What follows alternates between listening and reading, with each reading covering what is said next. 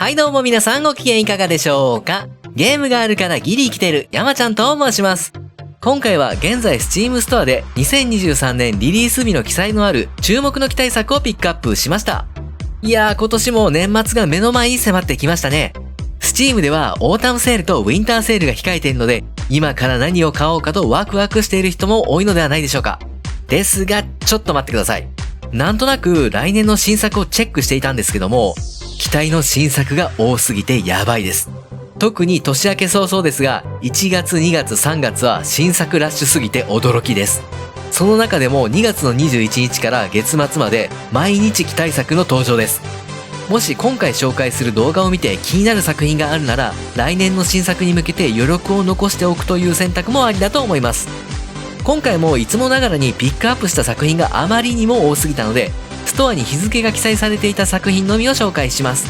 発売日が2023年上半期や初頭、第一四半期といった作品は今回入ってませんが、この中にも面白そうな作品がたくさんあったので、時間があれば別の動画を作ろうかと思います。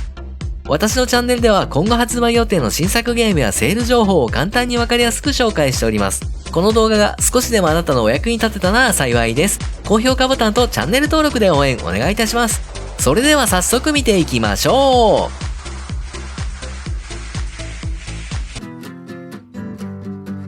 まずはじめにコントラバンドポリス。リアル版ペーパーズプリーズ国境検査官シミュレーター。共産主義国の国境警備隊員となって密輸を取り締まるシミュレーターゲームです。ゲームの舞台は1980年代初頭、共産主義国アカリスタン。プレイヤーは密輸業者がひしめく国境の警備隊員となって、入念な検査と必要書類の確認を行い、入国を許可するのか、それとも勾留するのかを判断していくことになります。本作では書類の確認だけでは終わらず、車に何か違法なものを隠しているかもしれないと思ったら車を解体して調べ、旅行者の荷物が怪しいと思ったら荷物をひっくり返してでも密輸品の摘発を目指します。国境警備隊員の仕事は検問だけではありません。逃走を図った密輸業者の追跡と捕獲やギャングの襲撃など様々な事態が発生します。刻々と変化する国内情勢、アカリスタンの将来は国境警備隊員にかかっているかもしれません。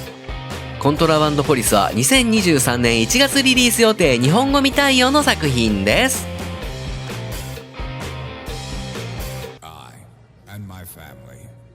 グレートハウス・オブ・カルデリア。中世ファンタジー世界で一族を繁栄に導くストラテジー。プレイヤーは家長として一族を管理し、彼らの特徴や個性を考慮しながらも、資源採掘、貿易、外交、戦争を行い、カルデリアの地で何世代にもわたって語り継がれる一族を築き上げていきます。ゲームはリアルタイムで進行。カルデリアにある数多くの一族の家長となって彼らを導いていきます。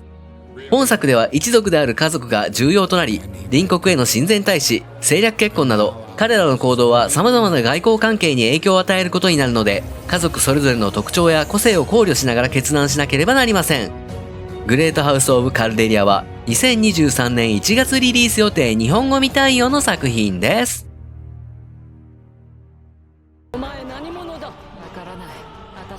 フォースポークン。ファンタジー世界を舞台にした魔法パルクールアクション。ニューヨークで暮らす主人公フレイ・ホランドが突如アーシアと呼ばれる異世界に飛ばされてしまいます。アーシアに飛ばされたフレイの腕には意志を持つ魔法のブレスレット、カフが巻かれており、喋る腕はカフと共に以前の世界に戻る方法を探して旅をする物語。この異世界アーシアはかつてタンタと呼ばれる統治者が治める平和な地でしたが、人々をモンスターに変えてしまうブレイクと呼ばれる瘴気が原因で滅亡の危機に直面しています。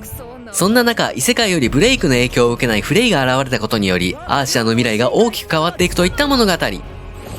魔法にフォーカスを当てた作品で、様々な魔法によるアクションを使うことができます。中でも特徴的なのが魔法パルクールと呼ばれるアクション。簡単操作で魔法を使ったワイヤーアクションや空中ダッシュなどスピード感あふれるアクションで広大なアーシアの地を駆け回ることができます。さらにこの魔法パルクールを合わせた戦闘アクションでは、遠距離からの攻撃だけではなく、炎の剣による近接攻撃魔法や蹴り飛ばした敵を爆発させるようなアクションがあり、スピーディーでスタイリッシュな戦闘が楽しめそうです。また世界の至る所に存在するセーフハウスでは、収集した素材を使ったクラフトや装備の強化を行うことができ、戦闘や探索で得たマナを消費して新しい魔法を習得し、ネイルアートを施すことで魔法を強化できるなど、現代的でおしゃれな感じがします。フォースポークンは2023年1月25日リリース予定日本語対応の作品です。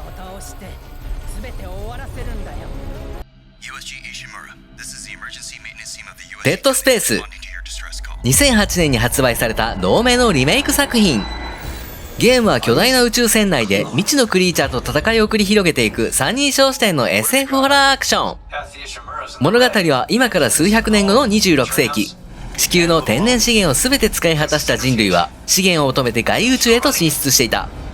そんな中、イージス7星系で採掘作業を行っていた惑星採掘船 USG 石村が救難信号を発したことから物語は幕を開けます。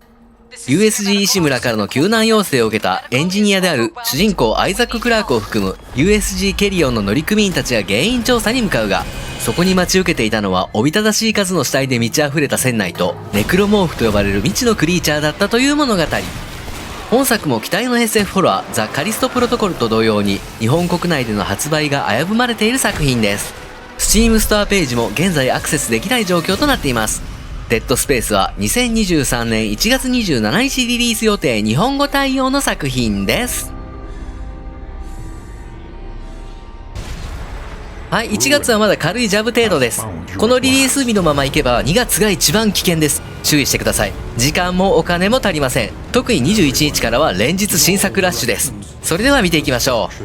う。ダーケストダンジョン2。ストレスこそが真の敵。独自の世界観、骨太な難易度、斬新なシステムが魅力のダークファンタジーローグライク RPG。特徴の異なる複数のヒーローから最大4人を選び、パーティーを組んでランダム生成される旅路を駅馬車に乗って進み、キャラクターを強化しながらも過酷な旅を乗り越えていくことになります。前作と同様に過酷な環境下でのストレスが個々のパフォーマンスの低下、さらにはパーティーの壊滅を招くことになるストレスシステムが特徴。本作では人間関係といった要素が追加され、互いに絆を深めたり、あるいは不満を抱いたり、戦闘での相乗効果やパーティー性能に影響を及ぼしていくといった、より骨太なゲームシステムになっています。一人のストレスが命取りになる高難易度ローグライク RPG。ダーケストダンジョン2は2023年2月リリース予定日本語未対応の作品です。ウォンテッド・デッド。サイバーパンクな近未来の香港を舞台に特殊部隊ゾンビユニットに所属する主人公のハンナが傭兵やギャングといった敵との戦いを描いた TPS アクション。本作はハイブリッドなアクション、スラッシュ&シューターとなり、刀による近接攻撃と銃による遠距離攻撃をうまく組み合わせ戦っていくバトルシステムが特徴。戦闘はかなりバイオレンスな描写で表現されているので、ハードコアなアクションゲームが好きな方には刺さるかもしれません。ウォンテッド・デッドは2023年2月リリース予定日本語対応の作品です。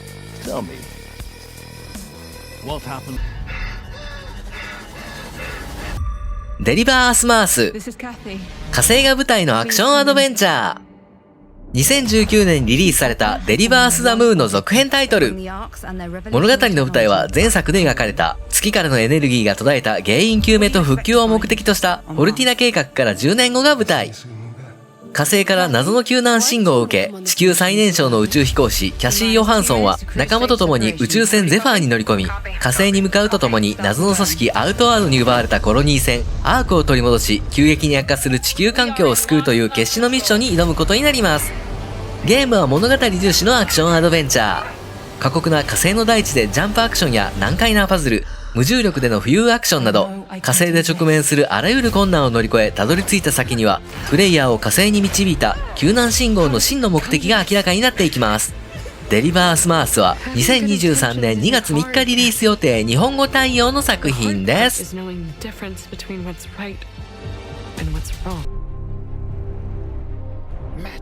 ホグワーツレガシー。ハリー・ポッターの小説をテーマに1800年代のホグワーツ魔法魔術学校を舞台にしたオープンワールドアクション RPG です。プレイヤーは5年生からの転入生としてホグワーツに入学し、4つの寮から1つを選択して魔法の勉強に励むとともに学園生活を過ごしていきます。のんびり学園生活を楽しむだけではなく、プレイヤーである主人公は魔法界を引き裂く脅威となる古代魔法を操ることができる才能を持っており、これにより魔法界全体の運命を左右していくといった壮大なオリジナルストーリーが展開していきます。ゲームは学園内だけではなく広大なオープンワールドを魔法生物やほうきに乗って自由に飛び回ることができ、奥深そうなストーリーはもちろん、キャラクターのカスタマイズや魔法薬、装備品のクラフトやマイホームを立てれたり、呪文の習得や能力のアップグレードを通じて自分のなりたい魔法使いになれるといった自由度など、全てにおいてクオリティが高そうな作品です。バトルアクションも遠距離から魔法を撃つだけではなく、敵を引き寄せコンボを叩き込んだり、火薬ダルを敵に投げつけたり、軽快かつド派手な戦闘アクションを楽しむことができます。ホグワーツレガシーは2023年2月11日リリース予定日本語対応の作品です。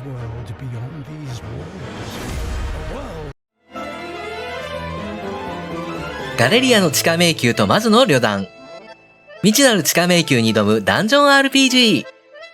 2017年にリリースされたルフランの地下迷宮と魔女の旅団に続く知る人ぞ知る名作シリーズ。前作とは直接的なつながりがないため、前作を未プレイでも楽しめます。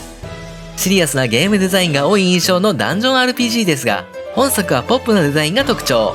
ですが見た目の割には本格的なダンジョン RPG となっており、総勢40体の旅団を率いたバトルに多彩なビルドのキャラクター育成など、やり込みがいのあるゲーム内容となっています。特に他のダンジョン RPG と一線を画す本シリーズ独自の世界観で描かれるストーリーが秀逸すぎます。骨太なダンジョン RPG とともに予想を超える展開のストーリーを楽しむことができます。ガレリアの地下迷宮と魔女の旅団は2023年2月15日リリース予定日本語対応の作品です。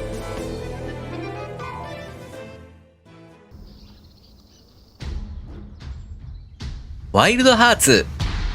モンハンライクな次世代狩りゲー。トレーラーを見た感じではモンスターハンターと闘気伝を融合したかのような印象を受ける本作。ゲームの舞台は和風テイストで描かれた東の国と呼ばれるファンタジー世界。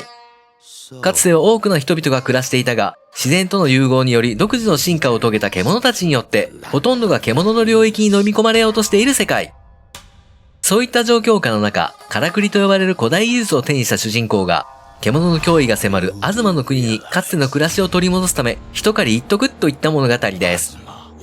ゲーム的にはモンスターを倒し、素材を集め、武器作成や強化をしていくといった、モンハンのようなシステムですが、マルチプレイは最大3人までのようです。本作の特徴は独自のシステムである古代技術カラクリ。戦闘や移動などを支援する構造物やアイテムをフィールドでクラフトできる要素となっており、構造物を積み重ね、巨大な獣の頭上から攻撃を仕掛けたり、獣の行く手を遮る障害物として利用でき、さらにはグラインダーやジップラインといった移動系アイテムから、照明弾や爆弾といったアイテム、拠点建築、鍛冶屋台などもカラクリによってクラフトできるようです。今後どういった展開になるかはわかりませんが、気にはなる作品です。ワイルドハーツは2023年2月17日リリース予定日本語対応の作品です。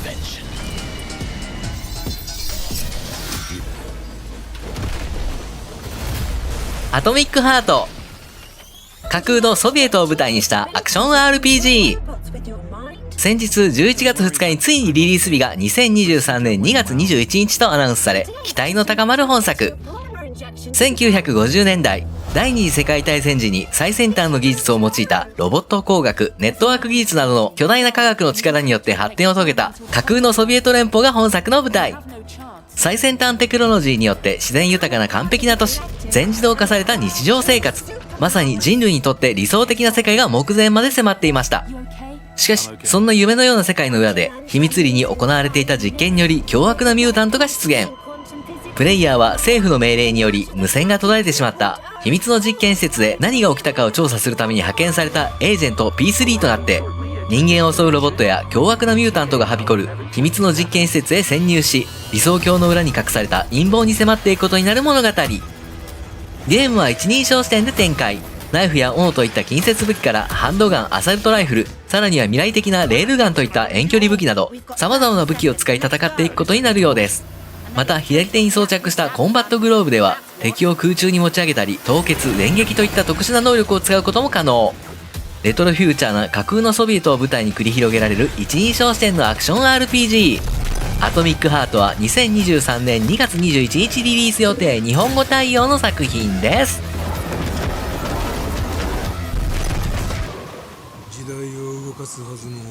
竜が如く維新極み。幕末をテーマとする龍が如くのスピンオフ作品、龍が如く維新のリメイクとなる本作。維新の英雄である坂本龍馬が、幕末最強の剣客集団、新選組に入隊していたらという壮大な物語が描かれます。ゲームエンジンにはアンリアルエンジンを採用し、進化したグラフィックでのバトルは、仲間になった大使たちが持つ特殊能力、大使スキルを駆使してド派手な必殺技を繰り出す爽快感と、戦略性の高いバトルを楽しむことができます。また、より洗練されたグラフィックへの進化、サブストーリー、ミニゲームなどが新規収録されているとのこと。龍が如く維新極みは、2023年2月22日リリース予定日本語対応の作品です。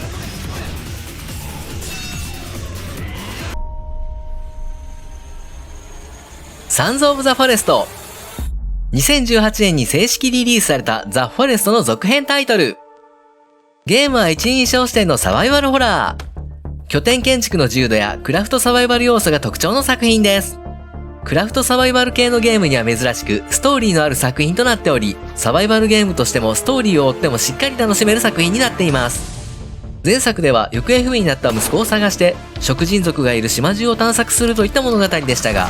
本作では行方不明の億万長者を探すといった物語が展開し、前作から引き続きグロゴア過激描写は健在。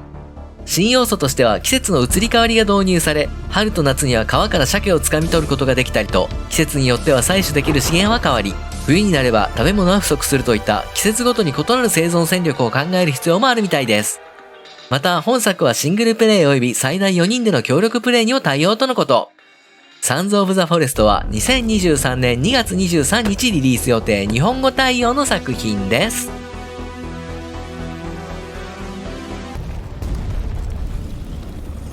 カンパニー・オブ・ヒーローズ3。第二次世界大戦を舞台にしたリアルタイムストラテジー。白熱するリアルタイムバトルの指揮を取り、将軍として作戦全体を指揮していく中で、あらゆる決定が作戦の成否を決めるポイントになってきます。ゲームは一つの正体を操作するといったものではなく、全体の戦況を見極め、全ての正体を操作し、優れた戦術と戦闘力を駆使して、戦況を好転させていくリアルタイムストラテジー。ダイナミックキャンペーンマップでは、陸海空の軍隊を指揮し、補給線を構築しながら連合国の軍隊を率いて、数十国からイタリア本土の奪還を目指します。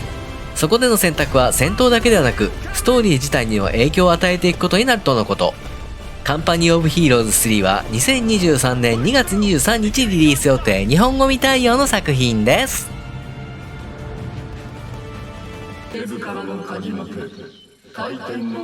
ライゾのアトリエ3。終わりの錬金術師と秘密の鍵。錬金術をテーマとした物語重視の RPG。空間島で日々を過ごすライザたちのもとに突如近海に謎の軍島が出現。カーク群島と名付けられたその島はライザたちの住む空間島に悪影響を及ぼしていることが判明。空間島を救うためライザたちは早速調査へと向かうといった物語。アトリエシリーズ最大級のフィールドでは4つの地方の探索を進めることで物語は進行。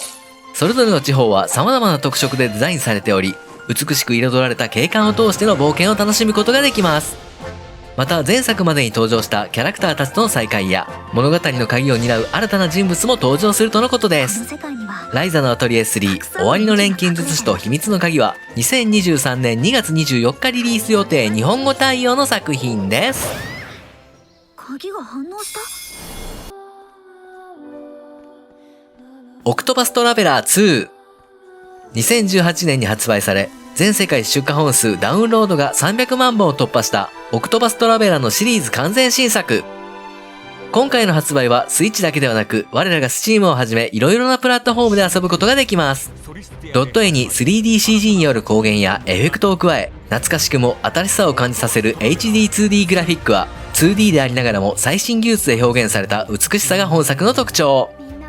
オクトパストラベラー2ではソリスティアと呼ばれる新たな大地、そして8人の新たなキャラクターを通して物語が描かれていきます。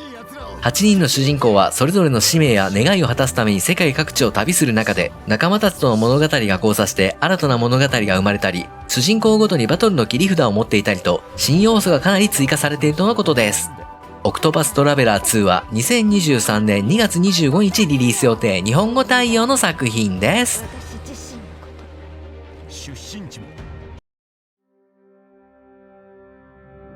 カーバルスペースプログラム2。カーバルと呼ばれる異星人の宇宙開発を手伝うシミュレーションゲーム。プレイヤーは宇宙機関カーバル宇宙センターを運営し、ロケットの開発、人工衛星や惑星探査機の打ち上げ、宇宙ステーションの建造など、現実の宇宙機関と同じような活動を行うことができます。多数のパーツを組み合わせて宇宙船を建造し、宇宙へと旅立っていくのですが、これが非常に難しくもあり面白いところ。前作での説明不足を解消するため、チュートリアルを充実させ、親しみやすさを改善し、初心者でも入り込みやすい作りになっているとのことです。また、マルチプレイにも対応する予定とのことなので、非常に楽しみな作品です。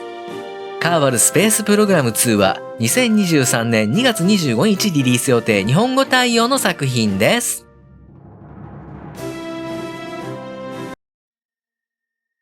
スカーズアバブ。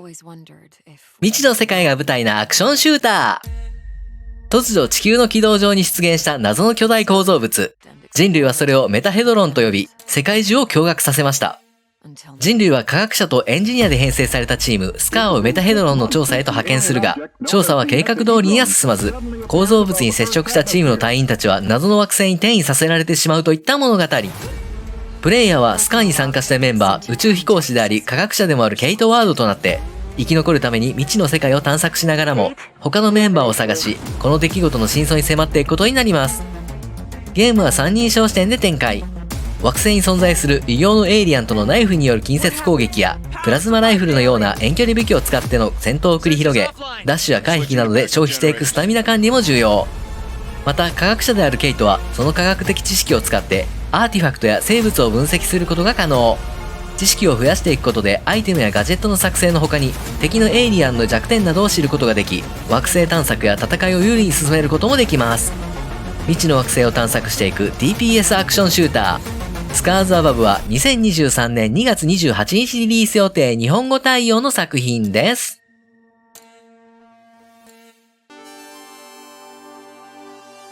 ワンロンリーアウトポスト。辺境の惑星での SF スローライフシム。荒廃した辺境の惑星に降り立ったプレイヤーが一握りのジャガイモの種だけを持ってコロニー建築を始めるといった物語。地球の動物や自然植物を使った農法の他にロボット牛や遺伝子改良を施したサイバー農法なんかも登場します。少しずつコロニーを発展させていくと、他の入植者たちもやってきて研究を行ったり、他の役割やサービスを提供したりとコミュニティが形作られ、人々との関係を築き結婚をして子供を授かることもできます。また惑星には未知の遺跡が存在し、何千もの間秘密を守り続けてきたエイリアンやガーディアンを倒すことでレアなアイテムが手に入ったり、様々な秘密も明らかになっていくみたいです。本作は最大3人でのマルチプレイにも対応。ワンロンリーアウトポストは2023年3月リリース予定日本語未対応の作品です。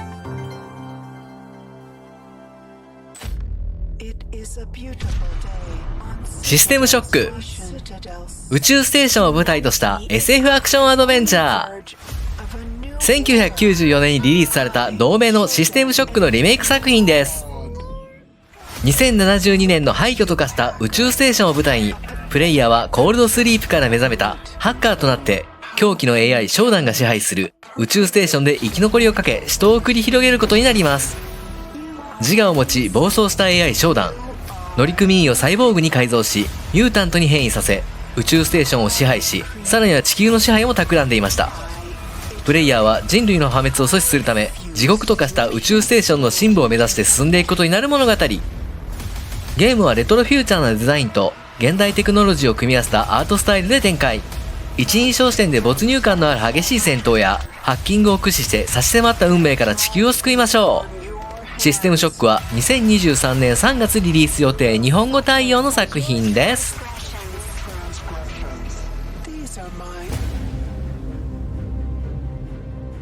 スライブヘビーライズ・ザ・クラウン。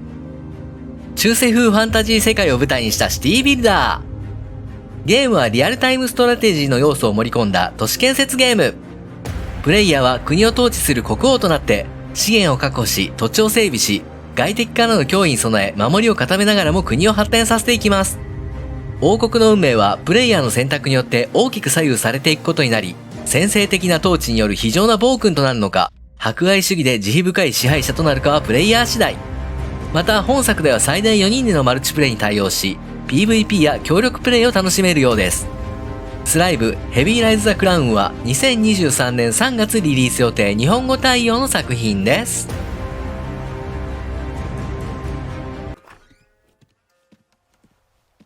ザ・デイビフォーオープンワールドゾンビサバイバル。もともとは6月に発売予定でしたが、ゲームをアンリアルエンジン5に移行し、さらなるグラフィックの向上を目指し、2023年3月1日ついにリリース。パンデミック後のアメリカを舞台に、ゾンビとなった感染者や物資を奪おうとする敵対生存者と戦いながら、ゾンビアポカリプスな世界を生き抜いていく MMO サバイバル。季節は冬が設定されており、主人公は生き残るため、廃墟と化した高層ビルや住宅、廃棄された車両などを調べ、物資を調達し、空腹度、喉の渇き、体温などのステータス管理を行う必要があります。マップは都市部以外までに広がり、車両に乗り広大で危険に満ちたオープンワールドを探索することができ、生存者が住むコロニーで物資の売買や他のプレイヤーと交流することもできるみたいです。ザ・デイビフォーは2023年3月1日リリース予定日本語対応の作品です。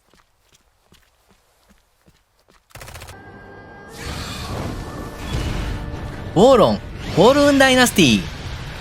三国志をテーマにした死にゲーアクション。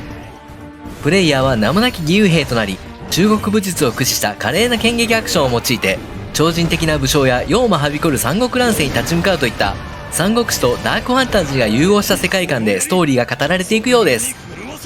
戦闘は攻撃や回避、受け流しといった基本アクションをメインに、スタミナという概念がない代わりに攻防で増減する規制と呼ばれるパラメータを管理して戦闘を有利に進めていくことができるゲームシステム。戦闘のテンポが速く爽快なハイスピードバトルになっているのも特徴です。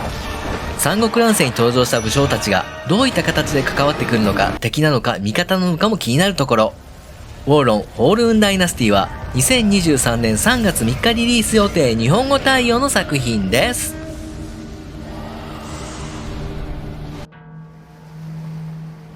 ゼロ、月はみの仮面。カメラを手に謎を解く新令和風ホラー。2008年に Wii 向けにリリースされた同名のリマスター作品です。ゲームはシリーズを通して登場する遮影機と呼ばれるカメラを使った戦闘が特徴。遮影機を使い霊的存在を撮影することで残留思念の過去を見聞きしたり襲いかかる怨霊を除霊することが可能。物語は幼少期の頃に孤島老月島で神隠しにあった5人の少女たちは1人の刑事に助け出されたが全ての記憶を失っていた。その10年後、神隠しにあった少女のうち2人が相次いで凄惨な死を遂げたことにより、残された3人の少女は2人の死の真相と神隠しにより失われたその日一日の記憶を求めて再び老月島を訪れることになる物語。失われた記憶を紐解いた先には一体何が待っているのか。ゼロ、月はみの仮面は2023年3月9日リリース予定日本語対応の作品です。思い出したくなかった。バイオハザード RE4。2005年にリリースされたバイオハザード4を原作としたリメイク作品となる本作。主人公は未曾有の生物災害ラクーン事件を生き抜いたレオン・エス・ケネディ。